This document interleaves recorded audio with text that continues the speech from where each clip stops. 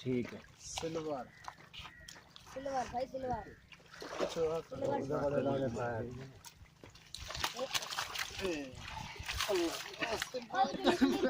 ये जो सिल्वर है इसका पूरा नाम सिल्वर कार्प है। इसकी निशानी ये होती है कि इसके ऊपर जो छिलका जिसे चाना कहते हैं, ऊपर वाला बैरूनी छिलका जिसको छुरी से उतारा जाता है, ये बिल्कुल बारीक होता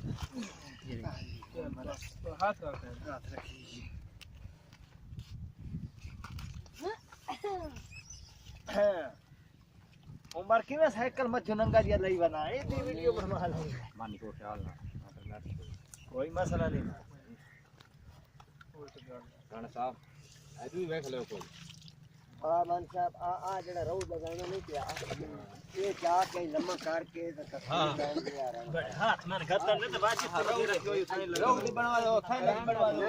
हां आज यार की तस्वीर लाया है रोड की ये रोड है यारी काट आज को अगर ग्रास देख लो ये जैसा रव होता है। ये देख ताज़ा फार्म से निकला है तो इसमें चमक है, शाइन है इसमें। जैसे जैसे ये वक्त गुजरता जाएगा ये ब्लैक होता जाएगा। जब आपके पास आता है दुकान पे, जब आप खरीदने जाती हो तो बिल्कुल ब्लैक हुआ पड़ा होता है। रो भरू हां रो दिया अल्लाह रो